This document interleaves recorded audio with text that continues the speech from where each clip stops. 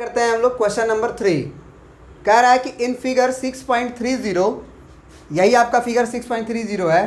कह रहा है कि if A B is parallel to C D, A B जो लाइन है वो सी डी के पैरेलल है। आगे बोल रहा है कि जो ई एफ लाइन है is perpendicular to C D. तो ये जो ई एफ है, ये ई है और ये एफ है, तो जो ई एफ है वो सी डी के ऊपर परपेंडिकुलर है, माने सी और डी। तो परपेंडिकुलर का मतलब ये 90 डिग्री होगा, क्योंकि है ना सी डी पे परपेंडिकुलर है। अब हमसे बोल रहा है आगे कि जी ई डी का वैल्यू 126 डिग्री है। तो जी ई डी कौन है भैया? तो जी पे तो पहुंच गए, ई पे भी पहुंच गए और डी पे भी पहुंच गए। देखो ये जी है, ये ई है और ये डी है, यानी कि हम ये कह सकते हैं कि ये पूरा एंगल 126 डिग्री है। तो अगर पूरा एंगल अगर 126 डिग्री है और उसमें से ये 90 डिग्री है, इसका मतलब तो यही ना हुआ कि ये एंगल 36 डिग्री बचा। बोलो, क्योंकि पूरा 126 था, उसमें से 90 निकाल दो तो ये 36 बचेगा। तभी ना 90 और 36 जोड़ेंगे तो 9 3 12 126 होगा। आगे हमसे पूछ क्या रहा है? आगे हमसे पूछ रहा है कि ए जी ई क्या होगा। तो ए जी ई पे गौर करते हैं। ये ए है, ये जी है, ये ई है, मतलब ये एंगल को पूछ रहा है। तो इसको मान लो हम एक्स बोल देते हैं। फिर जी ई एफ है, तो जी यहाँ है, ई यहाँ है और एफ यहाँ है। तो जी ई एफ तो निकल चुका है ना, तो डायरेक्ट ही लिख देंगे। फिर आगे पूछ रहा है एफ जी ई। तो एफ जी ई को ज़रा गौर से देखो, ये एफ है, ये जी है, ये ई है, मतलब ये एंगल पूछ रहा है, इसको बोल देते हैं वाई। तो एक बात बताओ, क्या हम लोग एंगल एक्स को डायरेक्ट 126 डिग्री लिख सकते हैं? किस थ्योरी से?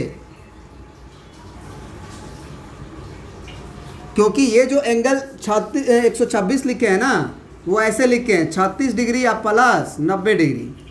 कहाँ से लिखे हैं? तो अल्टरनेट इंटीरियर एंगल से, क्योंकि हमको जो दिया गया था ए बी और सी डी वो पैरेलल था। तो ये एंगल एक्स था और ये एंगल पूरा हमारा बराबर होगा। तो 90 और 36 126 डिग्री। तो एंगल एक्स भी निकल के आ गया जो हमसे पूछा गया था, ठीक है ना। अब एंगल एक्स जो था उसको माने थे ए जी ई, तो तुम लिख दो कि एंगल ए जी ई जो है वो 126 डिग्री हो गया। अब आगे पूछा है जी ई एफ, तो जी ई एफ तो डायरेक्ट लिख गया है।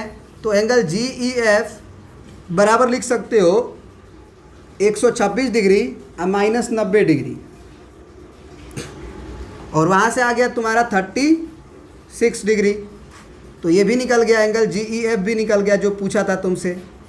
अब लास्ट जो तुमसे पूछ रहा था वो पूछ रहा था एंगल वाई का वैल्यू। तो एंगल वाई का वैल्यू तो तुम कह सकते हो ना कि ये अगर x है और ये y है, तो x प्लस वाई का वैल्यू क्या होगा? 180। तो 180 डिग्री में से आप क्या कर लो कि x के वैल्यू को घटा लो। तो इसका मतलब ये हुआ कि ये 180 डिग्री माइनस x का वैल्यू तुम्हारा निकला हुआ है 126 डिग्री। तो 126 डिग्री घटा दो। हमको तो लग रहा है कि 36 डिग्री बचेगा ना। 36 डिग्री कहाँ से बचेगा, है ना। 10 में से 6 गया 6 बचेगा, और 7 में से 5 गया, 7 में से 2 गया 5 बचेगा, और 1 में से 1 0, 56 डिग्री बचेगा। सही है ना। सॉरी, 10 में से 6 गया तो 4 बचेगा, सॉरी 54 डिग्री। तो इसका मतलब कि एंगल जो हमसे पूछा गया था कौन सा? एफ जी ई। तो एफ जी ई का वैल्यू जो है वो आ चुका है 54 डिग्री। तो ये आपका एक्सरसाइज कंप्लीट हुआ है ना। 3 और 4 तो बता ही दिए थे, 5 बता देते हैं।